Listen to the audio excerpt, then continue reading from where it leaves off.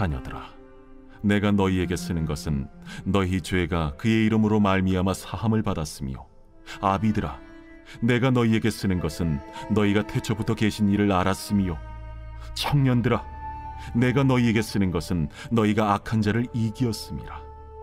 아이들아, 내가 너희에게 쓴 것은 너희가 아버지를 알았으며, 아비들아, 내가 너희에게 쓴 것은 너희가 태초부터 계신 이를 알았으며, 청년들아, 내가 너희에게 쓴 것은 너희가 강하고 하나님의 말씀이 너희 안에 거하시며 너희가 흉악한 자를 이기었음이라. 이 세상이나 세상에 있는 것들을 사랑하지 말라. 누구든지 세상을 사랑하면 아버지의 사랑이 그 안에 있지 아니하니, 이는 세상에 있는 모든 것이 육신의 정욕과 안목의 정욕과 이생의 자랑이니 다 아버지께로부터 온 것이 아니요 세상으로부터 온 것이라. 이 세상도 그 정욕도 지나가되 오직 하나님의 뜻을 행하는 자는 영원히 거하느니라. 우리가 성경에서 종종 뭐뭐 하라, 뭐뭐 하지 말라 이런 말씀을 들을 때마다 부담을 느끼는 것 같아요. 여기에서 이런 말씀에서 부담을 느끼게 되면 하나님의 말씀을 순종하는 데 있어서 어떤 부담감을 느끼게 되면 기독교가 은혜의 종교가 아니라 율법 중심의 종교로 인식이 되게 됩니다. 제 아무리 신앙이 강한 사람이라 할지라도, 심지어 목회자라도, 그래서 이 은혜의 복음에 대해서 우리가 계속해서 반복적으로 살피고 또 기본으로 돌아가야 율법주의라는 함정에 빠지지 않을 수 있어요. 지금까지 요한일서 2장에 나온 내용을 잠깐 생각해 보시기 바랍니다. 사도 요한이 요한일서 2장 4절에서 이렇게 말씀합니다. 그를 아노라고 그의 계명을 지키지 않는 자는 거짓말하는 자요 진리가 그 속에 있지 아니한 자라고 강한 어조로 이야기하죠. 우리는 이 계명이 형제 사랑이라는 것을 알게 됩니다. 2장 9절 말씀을 볼까요? 빛 가운데 있다면서 그 형제를 미워하는 자는 지금까지 어두움에 있는 자요. 이어서 11절 말씀, 그의 형제를 미워하는 자는 어두움에 있고 또 어두움에 행하며 갈 곳을 알지 못하나니 이는 그 어두움이 그의 눈을 멀게 하였습니다. 네, 이 계명이 우리는 형제를 사랑하라라는 계명이라는 것을 알 수 있습니다. 요한이 하도 단호하게 형제를 사랑하라, 형제를 사랑하지 않는 자는 진리가 그 속에 있지 않는 자다, 빛 대신 예수 그리스도 안에 거하지 않는 자다, 이렇게 말하니까 좀 믿음이 연약한 성도들 있잖아요. 믿음이 연약한 성도들이 좀 부담을 느꼈던 것 같아요. 자기들은 아직 강한 사람이 아니고 믿음이 연약하고 쉽게 넘어지는 사람들이라 이러한 형제 사랑의 계명에 즉각적으로 순종하기 어렵다, 이러한 생각을 하는 성도들이 있었던 것 같습니다.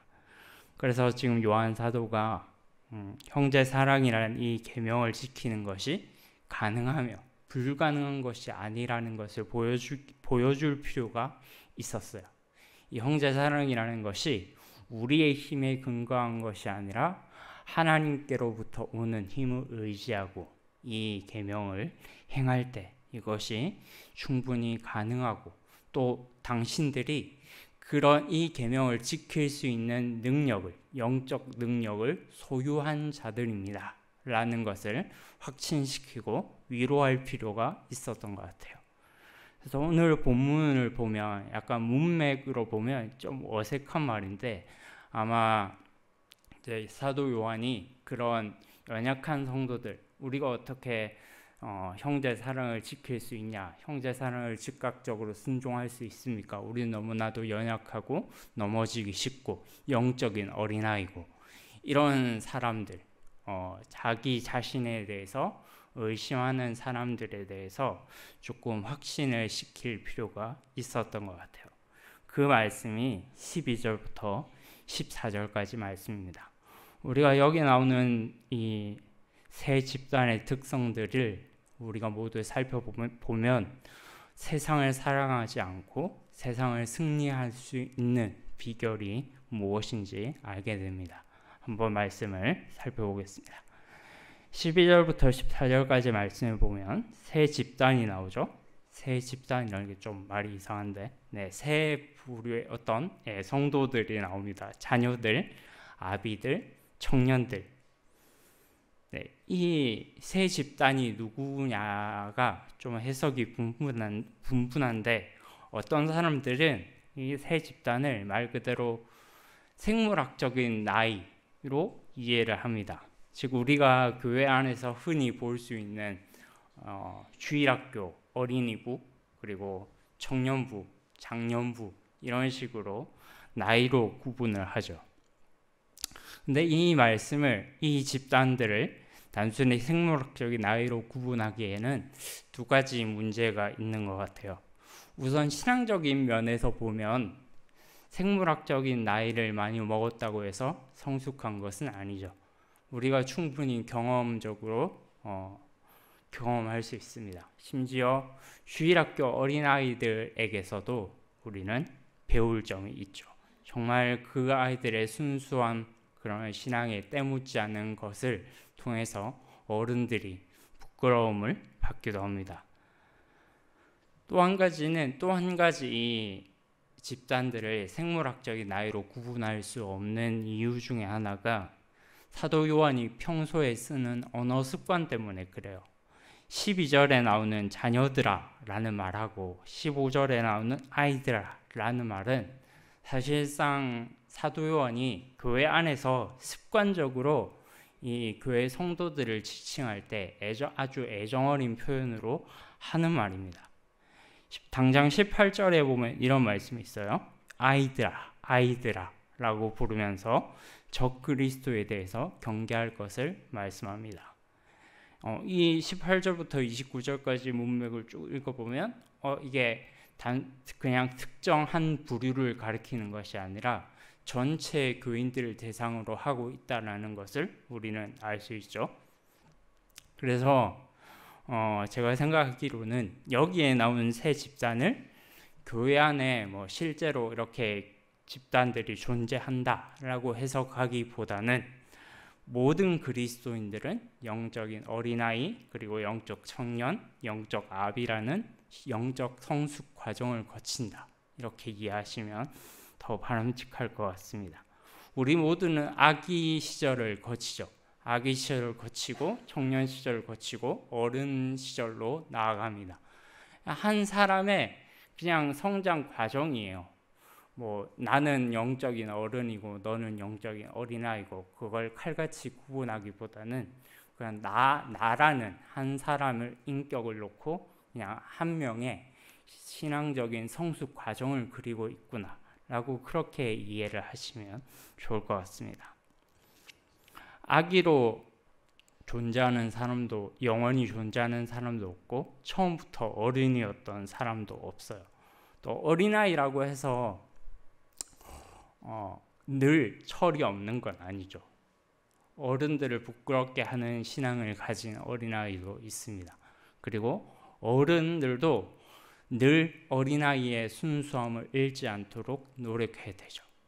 어른이라고 해서 늘 권위적이고 또 가르치려고만 들고 이렇게 하면 어른 대접을 못 받죠. 어른들도 늘 어린아이의 순수함을 가지고 순수함을 생각하면서 잃지 않도록 자기 자신을 점검하는 그런 어른들은 더 존경스럽잖아요. 그래서 제가 말하고자 하는 것은 이 말씀을 굳이 세 집단으로 구분하기보다는 모든 그리스도인들은 이 세 집단의 특성을 가지고 있어야 한다는 거예요. 그래야 세상을 사랑하지 않을 수 있습니다. 나는 영적인 어른이다. 나는 아직 영적인 어린아이다. 나는 아직 영적 청년이다. 이걸 칼같이 구분할 수도 없죠. 우리는 늘 어제 보면은 어른인 것 같다가 내일 보면 어린아이인 것 같고 또 그 다음날 보면 청년인 것 같다가 또 그 다음날 보면 어린아이인 것 같고 늘 신앙이 왔다 갔다 하기 때문에 내 스스로 내가 누군지를 딱 정할 수가 없습니다. 그래서 이거를 그냥 세 집단으로 분류하기보다는 내 속에서 한 사람의 인격, 한 사람이 그리스도 안에서 인격적으로 성숙하면서 겪게 되는 모든 과정이라고 보시면 될 것 같습니다. 12절에 보면 자녀들은 너희 죄가 그의 이름으로 말미암아 그리스도의 이름이죠. 그리스도의 이름으로 말미암아 사함을 받았다는 것을 확신해야 돼요. 또 14절에 보면 아이들에 대해서 아버지를 알아야 한다고 말씀하고 있습니다. 죄사함에 대한 확신과 하나님을 아는 지식에 대한 확신이 있어야 되죠. 어떻게 이것이 어린아이에게만 해당된다고 할 수 있겠습니까? 어른들도 늘 이것을 점검해야죠. 내가 죄사함의 확신을 가지고 있는지, 정말 그 하나님을 아는 지식에 자라가고 있는지 어른들도 늘 동일하게 점검해야 됩니다. 이 두 가지는 신앙의 가장 기본이기 때문입니다. 어른들에게도 아비들에게도 비슷한 말씀을 하고 있어요. 아비들에게는 태초부터 계신 이를 너희가 알았으며 라고 말합니다. 여기서 태초부터 계신 이가 예수님이냐 하나님이냐 하는 것도 중요한 문제가 아니죠. 사실 창세기 1장 1절에 보면 태초에 하나님이 천지를 창조하셨다라고 말씀하고 있고, 요한복음에 보면 요한 사도는 태초부터 계신 말씀에 관하여 이야기하고 있고, 요한 1서에도 태초부터 계신 말씀이 곧 성육신하신 예수 그리스도라고 얘기하고 있습니다. 그래서 우리는 하나님 아버지를 아는 지식, 성부 하나님 아버지를 아는 지식과 성자 하나님 예수 그리스도를 아는 지식을 떨어뜨릴 수 없어요. 하나님을 알면 예수님을 더 깊이 알게 되고, 예수 그리스도를 알면 하나님을 더 깊이 알게 되는 것입니다. 우리가 세상을 사랑하지 않고 승리하는 삶을 살 수 있는 비결은 하나님을 아는 지식에서 모든 성도들이, 어린아이에서부터 장년에 이르기까지 모든 성도들이 이 하나님을 아는 지식에 이르기까지 날마다 성장하는 것이 이 세상을 이기고 승리하는 하나님의 방법인 줄로 믿습니다. 청년들이 가지고 있는 특성은 어떻습니까? 13절 말씀에 보면 이런 말씀이 있어요. 청년들아, 내가 너희에게 쓰는 것은 너희가 악한 자를 이기었습니다. 하나님의 말씀이 너희 안에 거하시며 너희가 흉악한 자를 이겼다라고 말씀하죠.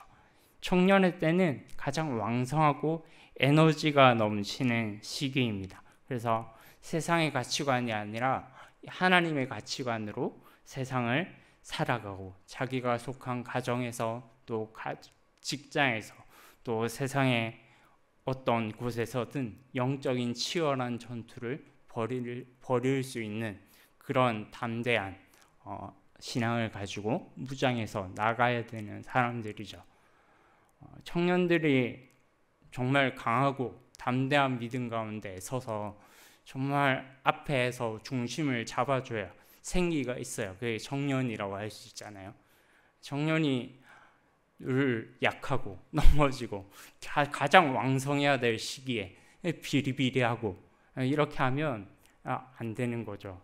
청년들은 항상 중심을 잡아주고 앞에 서서 영적인 전투를 수행할 수 있고, 육체적으로나 정신적으로나 아주 성숙하고 담대한 그런 믿음을 소유해야 합니다. 이게 청년의 특성인데 사실상은 모든 성도들이 다 겪게 되는 거죠. 나는 계속 영적인 어린아이 상태에 있을래, 이렇게 말하는 것은 그리스도인이 가져야 될 말이 아닙니다. 교회 안에서 보면 20년, 30년 예수님을 믿었는데 늘 이렇게 말씀하시는 분이 있어요. 저는 영적인 어린아이라 아직 이런 일을 감당하기에는 무리입니다. 저는 영적으로 아직 연약해서 이런 일을 감당하기에는 좀 기도해 봐야 될 것 같습니다. 예, 물론 그럴 수 있어요. 진짜로 그럴 수도 있는데, 근데 솔직히 한 번쯤 의심이 되는 것 같아요. 목회자로서. 정말 이분이 스스로가 정말 하나님 앞에서 부족하고 영적인 어린아이밖에 안 된다고 느끼는 걸까? 아니면 영적인 어린아이 상태에 계속 머물려고 하는 걸까? 의도적으로 그러시는 분들이 있거든요. 왜냐하면 처음에 교회 오면 다른 사람들이 옆에서 잘 챙겨주고 잘 이렇게 보듬어 주잖아요. 그런 느낌이 좋아가지고 내가 앞에 나가서 이제 뭘 책임지고 교회 안에서 일을 하면 더 이상 내가 챙김 받는 입장이 아니라 뭔가 다른 사람 이끌어야 되는 입장이 되잖아요. 그런 느낌이 싫은 거예요. 그런 느낌이 싫어가지고 나는 계속 영적인 어린아이 상태에 머물겠습니다. 약간 이런 뉘앙스로 약간 신앙생활 하시는 분들도 있는 것 같아요. 근데 우리는 계속해서 성장을 하게 돼 있습니다. 영적인 어린아이의 상태에 계속 머물려고 하게 되면 그것은 하나님께서 우리에게 말씀하시는 그런 목적을 어긋나게 되는 거죠. 우리는 생물학적으로도 아이가 되면 청소년이 되고 청소년이 되면 청년이 되고 청년이 되면 어른이 되는 것이 아주 자연스러운 자연의 법칙이듯이 세월아 멈춰라 한다고 내가 청소년기에 딱 멈춰 있을 수 없잖아요. 신앙도 마찬가지예요. 신앙도 우리가 이것이 굳이 세 부류로 분류하는 것이 아니라 나라는 한 개인의 인격의 성숙 과정을 그려보자라고 하는 이유가 바로 그것입니다. 어쨌든 우리는 그리스도 안에 있으면 영적인 어린아이에서부터 어른으로 성장할 수밖에 없어요. 그 과정 가운데 모든 특성들을 우리는 소유하고 있어야 합니다. 죄사함에 대한 확신과 또 하나님을 아는 지식에 자라가야 하고, 정말 우리가 세상에서 또 직장에서 나를 괴롭히는 사람들, 또 나에게 신앙적으로 조롱하는 자들, 그런 사람들과 싸워야죠. 그런 사람들이 나는 신앙이 약한 사람이야 이런 걸 모르잖아요. 싸워야죠. 내가 신앙이 약하든 강하든 상관없이. 그래야 그리스도인이죠.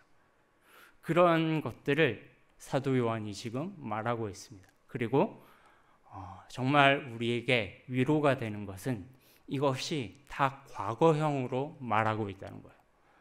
너희가 하나님을 알았으며 너희가 흉악한 자를 이기었으며 악한 자를 대적하여 승리하였음이라. 다 과거형으로 말하고 있습니다. 즉 우리의 힘에 달린 것이 아니라는 거죠. 하나님께서 함께 하시는 성령의 능력이 주어지면 우리는 최종적으로 이런 승리를 할 수밖에 없고 하나님을 아는 지식에 이르기까지 자라갈 수밖에 없다라는 것을 너무나도 확정적으로 너무나도 확고하게 말하고 있는 것입니다. 구원의 용법은 항상 그렇거든요. 우리가 자라가야 된다라는 측면도 있지만 하나님께서 이미 모든 것을 다 하셨다라는 측면도 있습니다. 이 두 가지를 늘 비교하면서 우리는 우리의 구원을 생각해야 되고 우리의 사탄과의 싸움을 생각해야 되고 우리가 이 세상에서 어떻게 승리할 것인지를 생각해야 됩니다. 때로 마음이 낭망되고 약해질 때 하나님이 우리를 위해서 모든 걸 다 하셨다. 나를 십자가에 달리신 예수 그리스도가 이미 흉악한 자를 이겼기 때문에 십자가에 달리신 예수 그리스도가 사탄 마귀를 이미 발로 밟으셨기 때문에 그 능력의 의로움을 이미 나에게 전가시켜 주셨기 때문에 나는 사탄과의 싸움에서 승리할 수 있을 것이다. 예수 그리스도께서 십자가에서 나의 죄를 용서하시고 기억하지 않으시고 동이 서에서 먼 것 같이 나의 죄과를 옮기셨기 때문에 내가 비록 오늘 또 죄를 지었고 또 연약하여 넘어지고 쓰러진다 할지라도 그 예수 그리스도의 십자가 보혈의 은총을 바라보면서 담대하게 선포할 수 있는 것입니다. 나는 죄사함을 받았으며 자녀들아 너희가 죄사함을 받았으며 늘 우리는 이런 신앙의 특성들을 우리의 전 인생의 과정을 거쳐서 전 인생의 과정을 바라보면서 늘 점검하고 늘 반성하고 늘 하나님을 의지해야 하는 것입니다.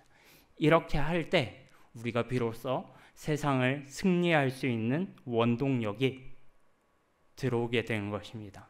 우리가 세상을 사랑하지 않고 승리할 수 있는 힘의 근원은 오직 하나님으로부터 온다는 것을 명심하시기는 우리 성도님들 되시기를 축복합니다. 이제 15절부터 17절까지 말씀을 보면 이제 세상을 사랑하지 말아야 될 이유에 대해서 말하고 있어요. 아까는 12절부터 14절까지 말씀은 이제 세상을 이기는 우리 원동력, 죄사함을 받았고 우리가 아버지를 알았고 태초부터 계신 이를 알았고 또 악한 자를 이기었고 흉악한 자를 이기었고 이미 승리하신 예수 그리스도의 의를 힘입어 이 모든 것에 우리는 승리할 수 있게 되었다라는 것을 모든 것을 확신할 때 우리는 세상과 싸울 수 있는 자세가 된 것입니다. 세상과 싸워 어떤 공격에도 이길 수 있는 힘이 생긴 것입니다. 그런데 우리가 이렇게 힘이 생겼는데 왜 세상과 싸워야 되는 이유, 왜 우리가 세상과 굳이 싸워야 되는가? 그냥 편하게 있으면 안 되는가? 이런 질문을 또 할 수 있잖아요. 그래서 왜 우리가 굳이 세상과 싸워야 되는가에 대해서도 요한이 말하고 있습니다. 15절에 보면 이런 말씀을 하고 있어요. 이 세상이나 세상에 있는 것들을 사랑하지 말라. 누구든지 세상을 사랑하면 하나님의 사랑이 그 속에 있지 아니한지라 라고 말씀합니다. 우리가 세상을 사랑하지 말아야 되는 첫 번째 이유는 세상에 있는 것들이 하나님의 사랑과 아무 관련이 없기 때문입니다. 네, 이것이 우리가 세상을 사랑하지 말아야 될 첫 번째 이유예요. 뭐라고요? 하나님을 사랑하는 것이 세상을 사랑하는 것이 하나님을 사랑하는 것과 아무 관련이 없기 때문입니다. 우리는 분명 세상에 있어요. 세상에 살고 있어요. 세상의 발을 딛고 살고 있습니다. 그리고 세상의 수많은 과학 기술들과 또 문명의 혜택을 잊고 살아갑니다. 우리는 분명히 그런 것들이 주는 것에 대해서 감사할 필요가 있어요. 근데 우리가 이런 최신 기술들 또 문명의 혜택들 이런 것을 누리면서 또 이용하면서 하나님을 위해 살아가면 좋은데 이것을 하나님의 영광을 위해 사용하는 것과 이것을 사랑하는 것은 전혀 다른 문제입니다. 돈이나 학벌 같은 것도 마찬가지예요.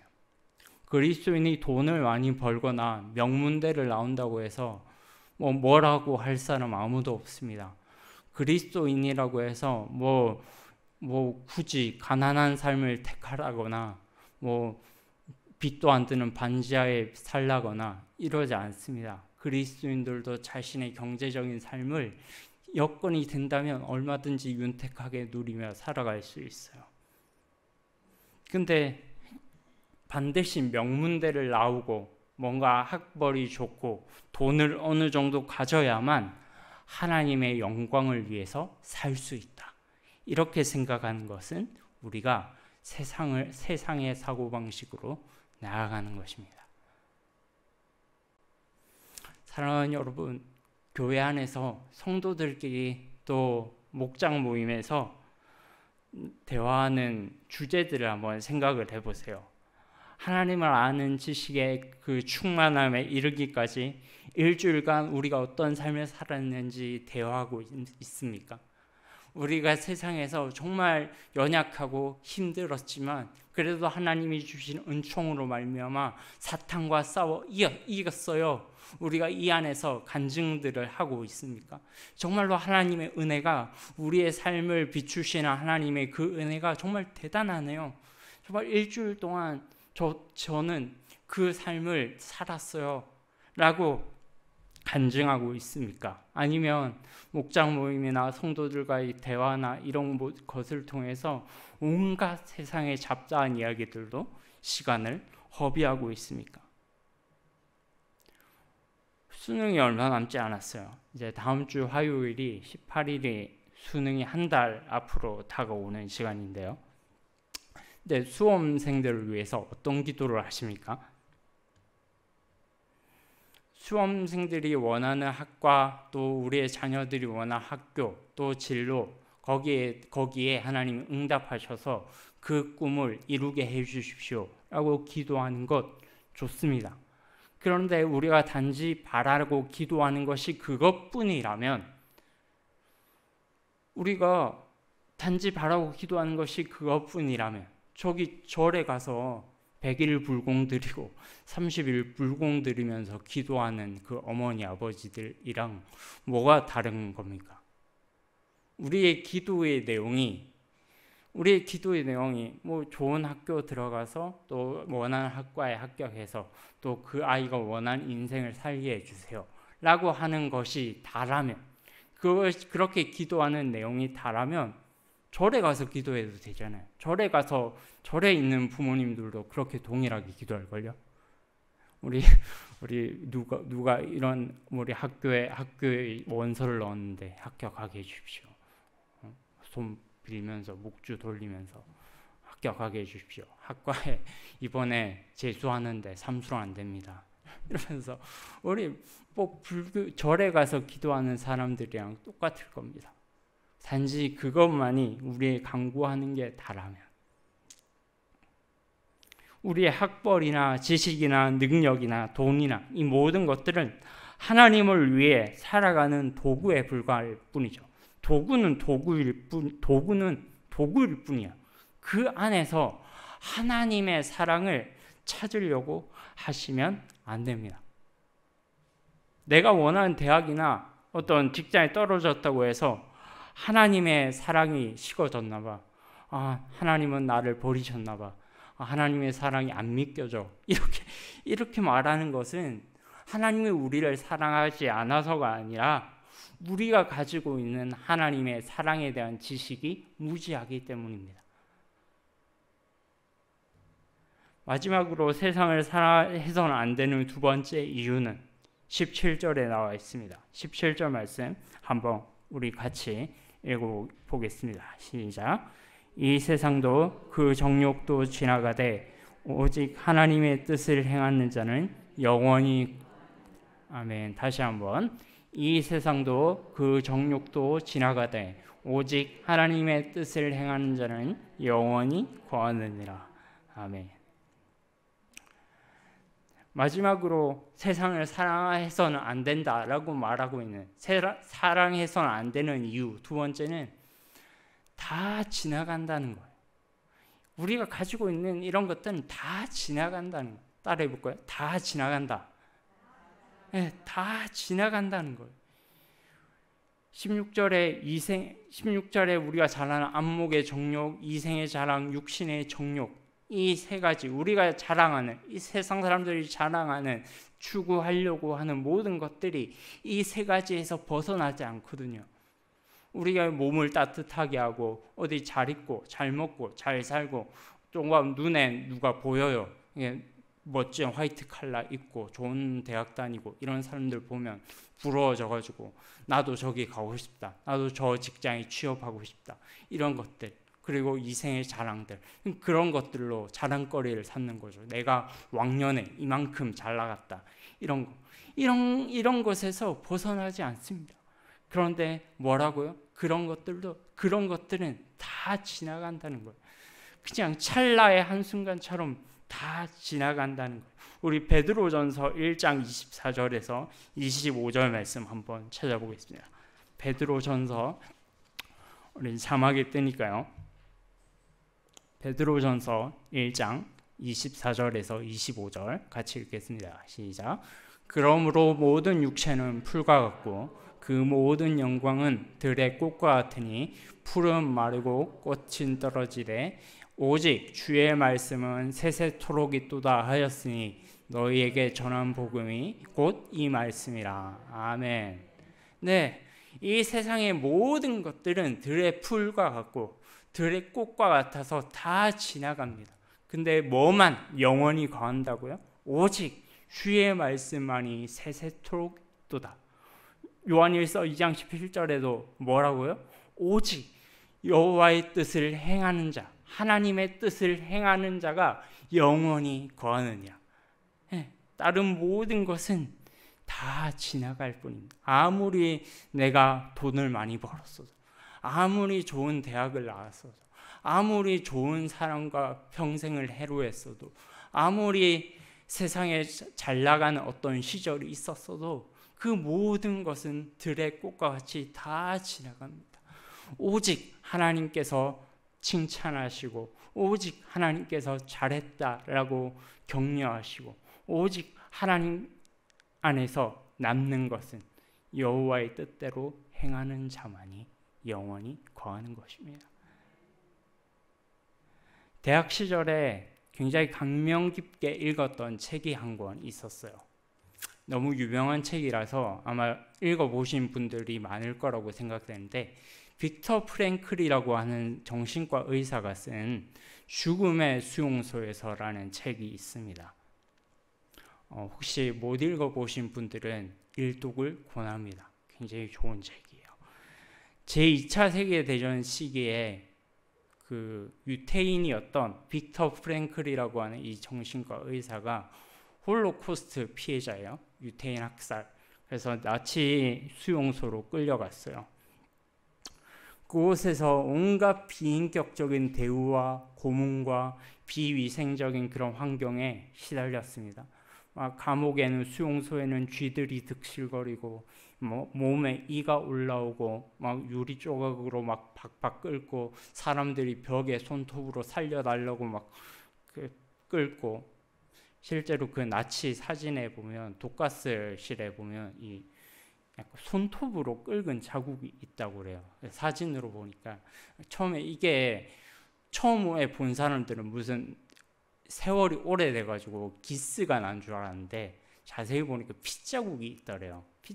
그게 뭐냐면, 독가스실에서 이제 독가스가 나오니까 사람들이 살려달라고 손톱으로 이렇게 벽을 팍팍 긁는데 얼마나 긁었는지 손톱이 다 닳아 없어질 때까지 긁었다는 거예요. 그 핏자국, 그게 기스 자국이 아니라 핏자국이 말라붙은 거예요. 그 홀로코스트 피해자가 그런 열악한 환경 속에서, 그런 엄청난 그 비인격적인 대우를 받는 환경 속에서 이 빅터 프랭클이 제일 무서웠던 시간이 있었대요. 그 책에서 고백하기를 제일 무서웠던 시간이 뭐냐면, 매일 아침 나치 군인들이 유태인들을 다 끌어내가지고 선별을 한대요. 뭘 선별을 하냐면, 일을 할 수 있는 자, 일을 할 수 없는 자 선별을 한대요. 조금이라도 병약하거나 뭔가 얼굴에 혈색이 없거나 되게 일을 못할 정도로 좀 신체적인 장애를 입은 사람들은 가차없이 독가스실로 보내지고, 오른편에 있는 조금이라도 일을 할 수 있는 사람들이 중노동 현장으로 가는 거죠. 그런 엄청난 환경 속에서 이 프랭클이 끝까지 살아야겠다, 어떻게든 살아서 나가야겠다 라고 다짐을 해가지고 매일 아침 깨진 유리 조각으로 면도를 합니다.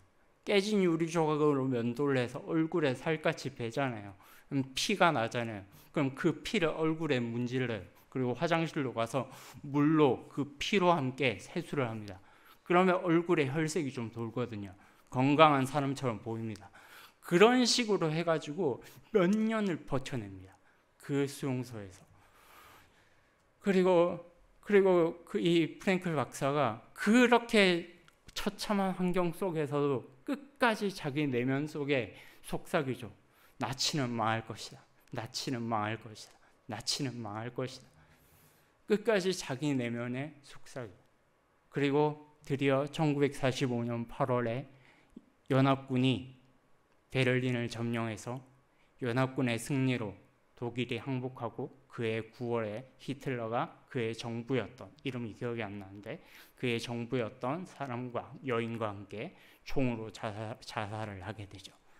네, 얼마나 막강한 권력을 휘둘렀습니까? 그런 사람도 다 없어지는 거예요. 다 끝나는 거예요. 다 들의 풀과 같이 없어지는 겁니다. 우리가 그 이 환경 속에서 이런 환경이 하나님을 보시기에 어긋나고 있는 환경이라 할지라도 하나님이 보시기에 하나님이 어디 계신가? 하나님이 나와 함께 하시는 거 맞는가? 라고 생각되는 환경이라 할지라도 결국은 이 환경은 지나갈 것이고 하나님의 말씀만이, 하나님의 뜻만이 밝히 설 것입니다. 이것이 우리가 붙잡아야 될, 평생을 붙잡아야 될 하나님의 약속일 줄로 믿습니다. 자꾸 자기 자신의 믿음으로 최면을 거는 거예요. 사탄은 멸망할 것이다. 우리 예수 그리스도는 다시 오실 것이다. 반드시 다시 오셔서 이 모든 악을 심판하시고 새하늘과 새 땅 가운데 우리를 들어가게 하실 것이다. 우리는 그분 안에서 평생 기쁨과 희락과 평강과 은혜의 복음만을 누리게 될 것이다. 우리의 눈앞에 있는 잠깐의 어려움은 그냥 들의 풀과 같이 다 지나갈 것이다. 조금만 참자, 조금만 견디자, 조금만 우리 주님이 오시면 다 갚아주실 거야 라고 말하는 그 내면의 믿음의 속삭임으로 우리는 살아가는 겁니다. 그리고 살아가고 그렇게 믿음의 걸음을 뚜벅뚜벅 걸어갈 때 드디어 디데이가 돼서 예수 그리스도께서 오셔서 재림하실 때, 영광 중에 재림하셔서 모든 악한 것들을 심판하시고 우리가 새하늘과 새 땅에서 영광의 주님과 함께 왕노릇하게 될 줄로 믿습니다.